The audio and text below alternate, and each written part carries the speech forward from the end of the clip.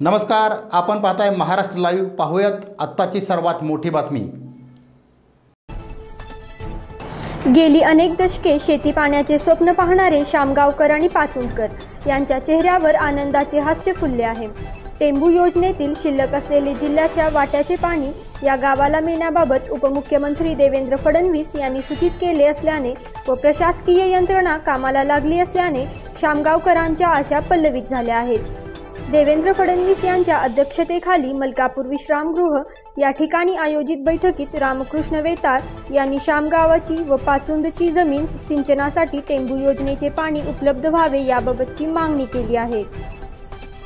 त्यानुसार देवेंद्र फडणवीस यांनीही प्रशासनामार्फत योग्य खबरदारी घेऊन तातडीने कार्यवाही करण्याच्या सूचना केल्या आहेत। या सूचनेनुसार महाराष्ट्र शासनाचे अवर सचिव भालेराव यांनी टेंभू जलसंपदा विभागास सूचित करणारे पत्र पाठवले आहे।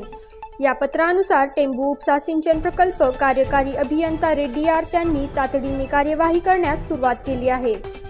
लवकरच शामगाव आणि पाचुंद येथील कायम दुष्काळ असा शिक्का बसलेल्या या गावांची जमीन हिरवीगार बहरलेली दिसेल असे चित्र निर्माण झाले आहे। ही योजना कार्यान्वित करण्यासाठी सातारा जिल्ह्याचे भाजप नेते जयकुमार गोरे, विधान परिषद सदस्य सदाभाऊ खोत, जिल्हाध्यक्ष धैर्यशील कदम, युवा नेते मनोज घोरपडे आणि कराड उत्तरेचे नेते रामकृष्ण वेताळ यांनी प्रचंड प्रयत्न केले आहेत। आज अतिशय आनंद होतोय। गेले अनेक वर्ष प्रलंबित असणारा शामगाव आणि पाचुंदचा पाणी प्रश्न हा खऱ्या अर्थानं सत्यात उतरल्याचा आनंद माझ्यासारख्या सर्वसामान्य भारतीय जनता पार्टीच्या कार्यकर्त्याला होत आहे। ज्यावेळेला आदरणीय देवेंद्रजींचं सरकार या राज्यामध्ये आलं त्यापासून 2016 पासून खऱ्या अर्थानं आमचा भारतीय जनता पार्टीच्या कार्यकर्त्यांचा लढा हा अखंडपणे गेली 7-8 वर्ष चालू होता। खऱ्या अर्थानं टेंभू योजनेची स्थापना कराड तालुक्यातून झाली।